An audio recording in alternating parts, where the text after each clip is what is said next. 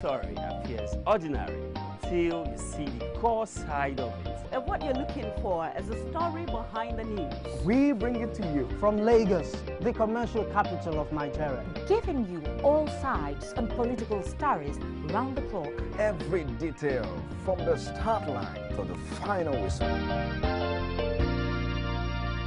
CoreTV News, expanding your view.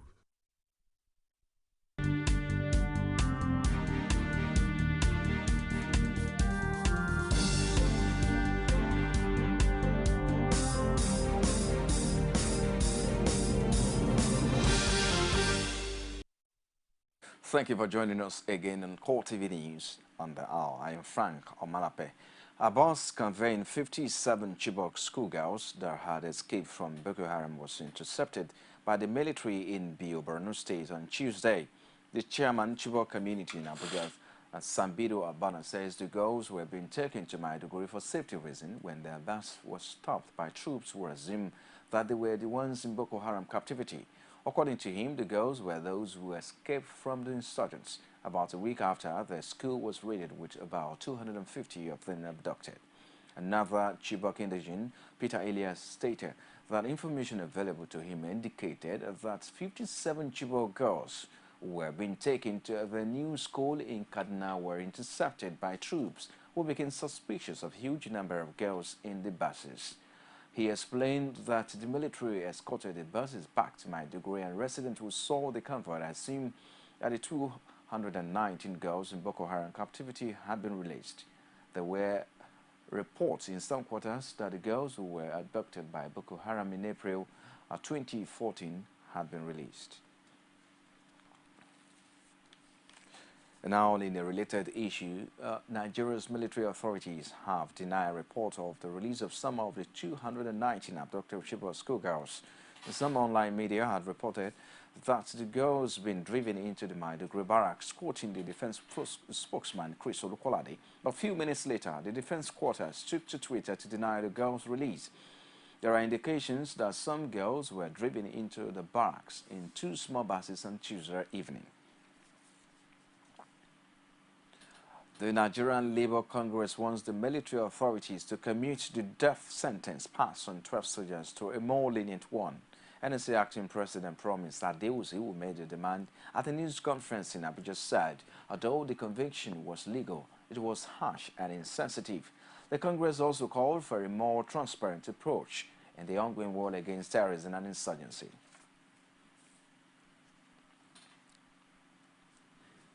We expect the military council or the appropriate authority whose responsibility it is to review sentences of this nature to commute this sentence to a more tolerable or acceptable one. Our appeal is hinged on the fact that the brutal execution of the 12 will not restore discipline by fiat. Rather, it could sow the seed of a major security problem in the armed forces. Since the problem of corruption, pocketing, equipping, and treasury are said to be common to virtually all the military units or formations in the conflict area. In confronting our current security challenges, it is important that commanders earn the confidence of their troops and vice versa. Nowhere is cohesion needed more than in the armed forces, especially in conflict periods. This, in our view, will help minimize loss of lives and the suffering of reversals. In the light of the foregoing, we are urging the military authorities to commute the death sentence on the 12th to a lighter sentence. And as part of the process of addressing the conflicts and crises in our armed forces, we demand that the war be prosecuted in a more transparent, humane, and orderly manner. Members of the All Progressive Congress in the House of Representatives have staged a walkout after failing to get their colleagues to debate the controversial $9.3 million seized by the South African authorities. The bid by opposition legislators to force a debate on the matter failed after a voice vote went in favor of legislators who were opposed to the motion. APC members immediately walked out on the House, as Pius Samuel reports. On September 5th, a private jet was reported to have flown into South Africa with $9.3 million in unused $100 bills on board.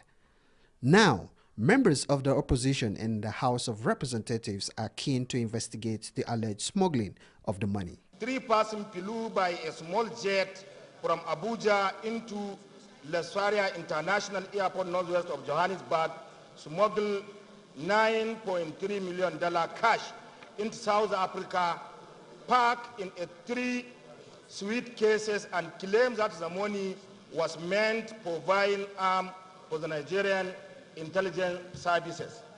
But the motion still had to be subjected to a voice vote to determine the mood of the majority of the lawmakers on the matter.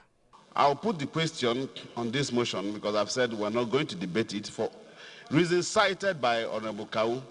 We'll not debate it, so I just put the question. If the motion is carried, we'll refer it to the appropriate committees. My dear colleagues, those in favor of this motion, say aye. Those against, say nay. Then let's have it. APC members were clearly not satisfied, and one after the other, they walked out in protest.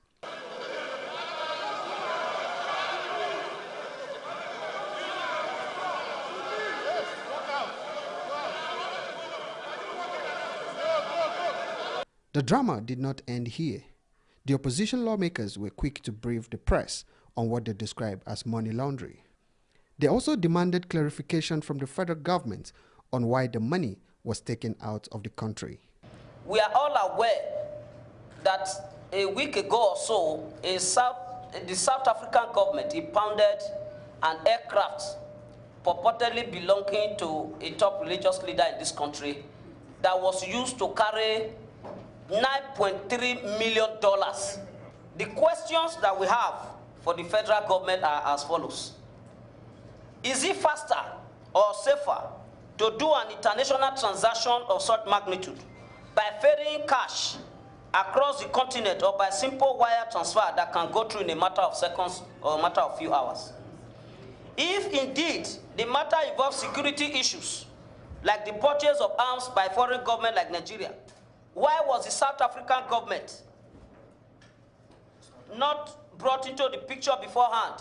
And how could the South African government be sure that the arms were purchased legitimately by the Nigerian government and not by the insurgents, when there were no officials of the NSA office or the Director of State Security Department that accompanied such money? One of the grievances of the opposition lawmakers is that the presiding officer did not rule appropriately on the motion.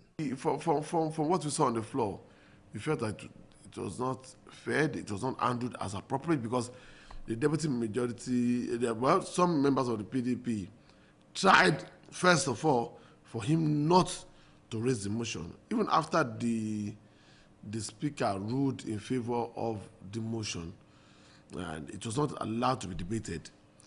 And it was called to question. And after the first call, neither the ayes or the nays would, if the speaker or the presiding officer is not clear by the order of the rules, we could call for another one, then eventually call for a division. But in this instance, we felt that majority of the members, some are distracted, some are just coming in and all of that. Now putting the question, we felt that the speaker did not rule as appropriate. The walkout did not stop proceedings, and after concluding the day's duties, the House adjourned sitting till September 24. Pius Samuel, CoreTV News, Abuja. Meanwhile, the seized $9.3 million by the South African government has continued to enrage some Nigerians who say the government has embarrassed itself by breaking the law. Federal lawmakers were divided on whether to debate the issue or not. Speaking on our flagship program, Core Digest, financial analyst Wilcox Alistair says the lawmakers should not be divided along party lines on national issues such as these. Of the PDP lawmakers in the House of Representatives. Is this a PDP affair? Does the PDP has an inclination or a hand in the movement of that money, then something is wrong. Then certainly, like I've told you, certainly something is wrong other than what the government is telling us. Because now there is a national embarrassment. There is a case on ground, an issue on ground that embarrasses both the PDP lawmakers, the APC lawmakers, you, myself as a Nigerian. It has never been heard that a country, 9.3 million, will be seized by that country for illegally taking that money to that country. And then people are saying, let us talk about it. And it's not divide you on party line. If the PDP lawmakers saying that they are aware, then that means there is a clear case of cover-up, that something else is aware that Nigerians are not aware of. Because they are our representative. Is it the PDP money? Is it an APC money? Even the PDP is in government. And you see, there are things that should go beyond party affiliations, tribal affiliations. And why playing politics with what is obviously a criminal activity? Also on the program, a political analyst, Bola Oba, while responding to former Vice President Atiku Abubakar's recipe on the Boko Haram insurgency, says the former Vice President is economical with the truth. Goodluck Ebele Jonathan has failed as a leader to give decisive, surgical, potent leadership. I'm not excusing that. But I will not sit through a melodrama where the father of a thief is now saying, Nibo.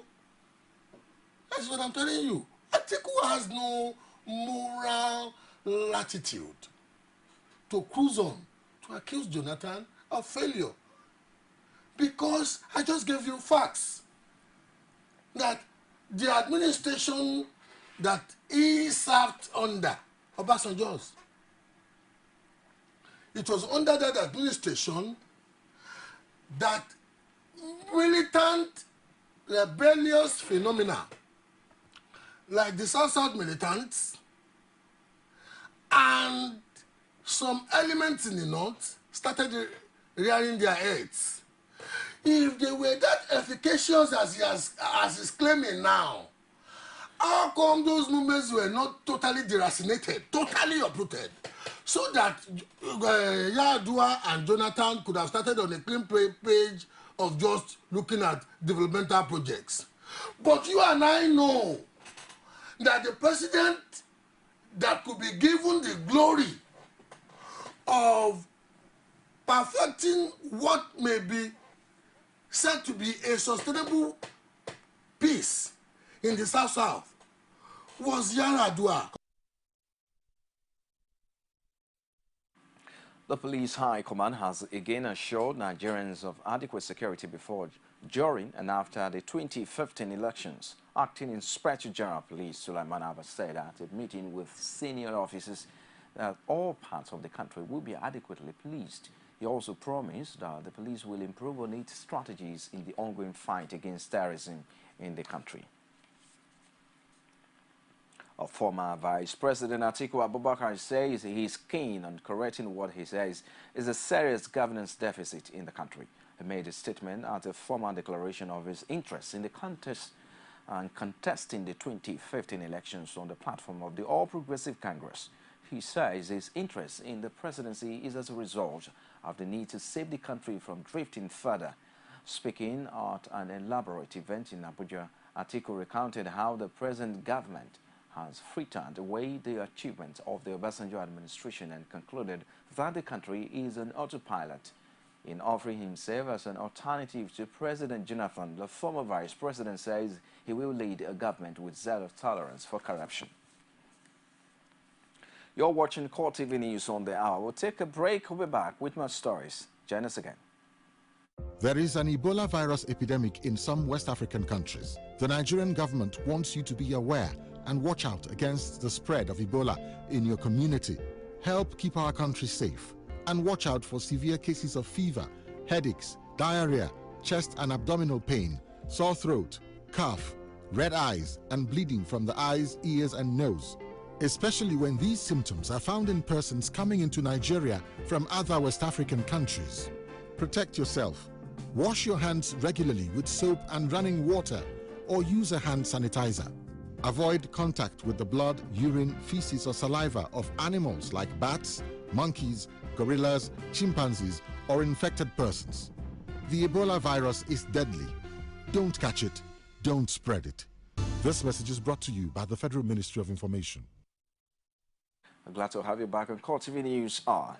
The defection saga blowing within the Labour Party circle in the southwest may have started a new round of crisis between factions in its Ogun State chapter. The chairman of the party in the state, Niyo Shoba, and a chieftain, Bode Simeon-led faction at loggerhead over whether former governor of Ogun State, Benga Daniel, has levied forward for the PDP. Olajumo Kolantaji completes the story. The Niyo Shoba faction of the party says it is not bothered by the recent resignation of the national chairman of the Labour Party, Dan Nwanyanwu, and the alleged defection of two of its national leaders in the person of Governor of Ondo State, Olusegun Mimiko, and the former governor of Ogun State, Benga Daniel.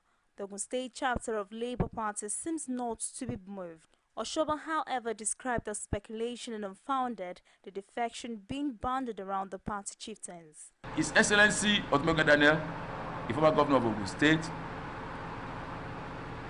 and the leader of the Labour Party in Ogun State has not gone to PDP.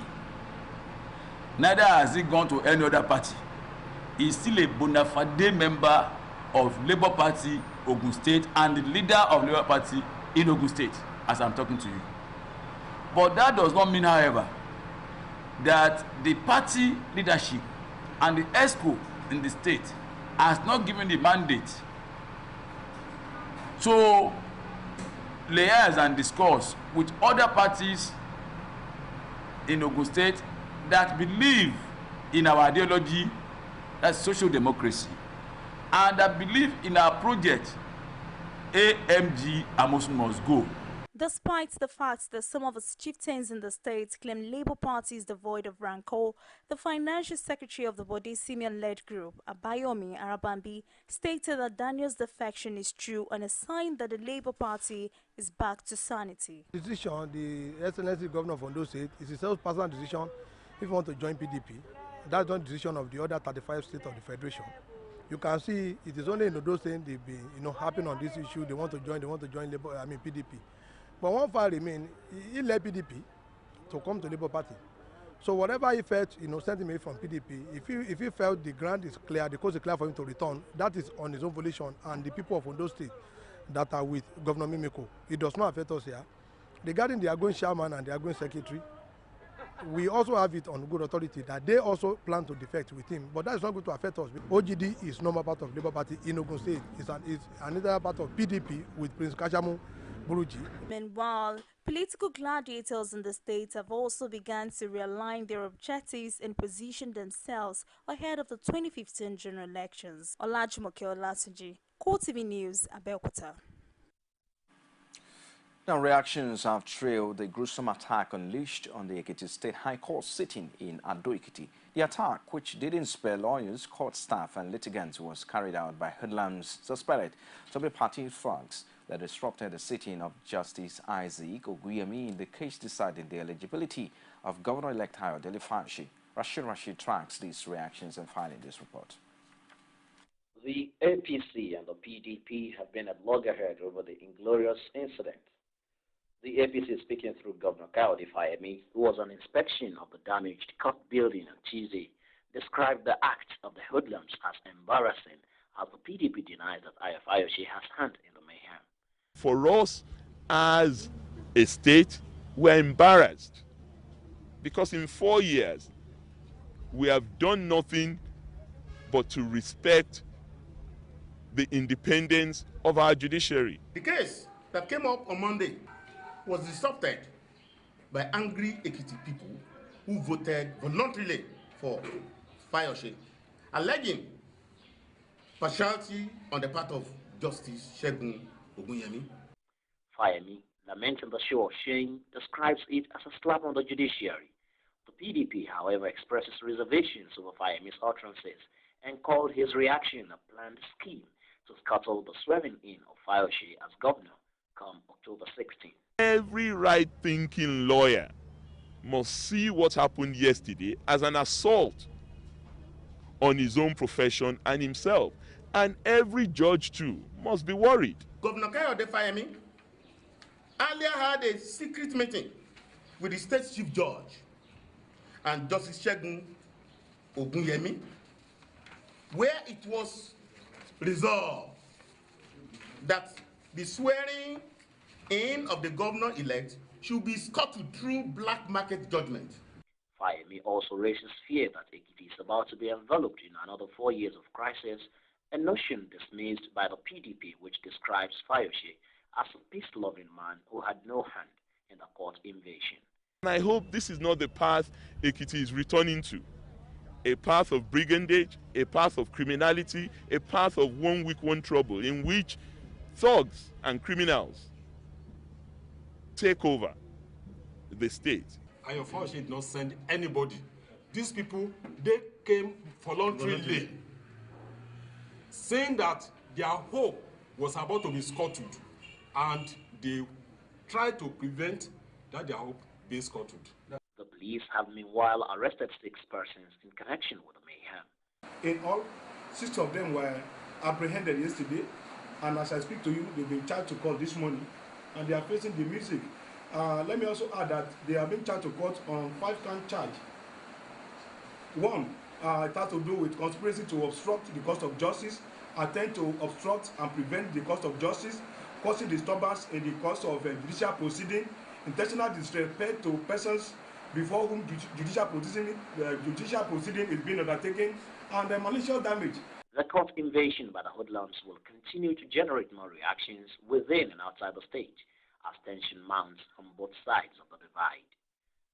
Rashid, CoreTV News, Ado-Ekiti. Public and private schools in Abuja recorded low turnout as they opened for the new academic session. This was the situation at many of the schools CoreTV News crew visited. Our correspondent Pine Samuel reports. This is the junior secondary school in Asokoro, one of Abuja's well-known public schools. Located in the High Broad district, the school has a population of over 200 students. But on a day schools are expected to resume in line with government's directive, this particular school looks empty. This block of classrooms are clearly not opened on the first day of the school year. We have really resumed. The turnout is encouraging because I never knew that students will come. Some other states are not resuming. Some schools, like Unity schools, are not resuming. So the conflicting information is confusing to the students. But they came. I had at least close to 120 students today. The resumption date had generated a lot of comments from some quarters. And on resumption, the first thing the few students that showed up were introduced to is the Ebola virus. These students say she has learned more on the virus in school today, and she is ready to take precautions. Ebola is a virus that people don't expect it to happen. It's like it appears from nowhere. I got Ebola from someone who is sick or dead.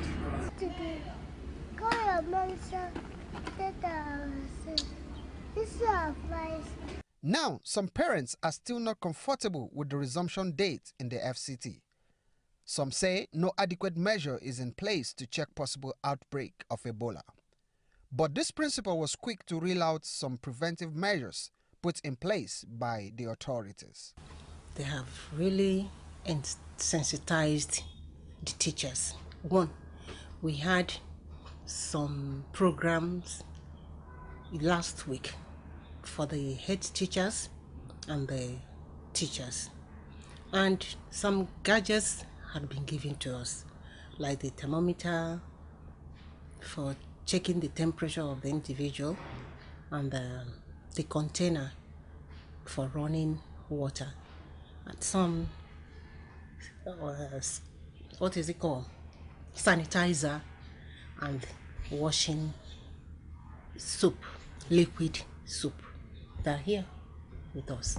Then some flyers were given, which we had already pasted, and we sensitized the students this morning that they should not be afraid of the virus. It's not something that moves in air. It's by body contact, fluid contact, so they should not be afraid. They should tell their parents that we have really resumed. Even we had some lessons today. The government has already said there are no new cases of Ebola virus in Nigeria, and for the head of this school, it is a clarion call to maintain a high level of hygiene. Pius Samuel, CoreTV News, Abuja. Well, and that's a wrap on CoreTV News at this time. Many thanks for watching. I am Frank Omalape. Join us at top of the hour for more news stories. Bye for now.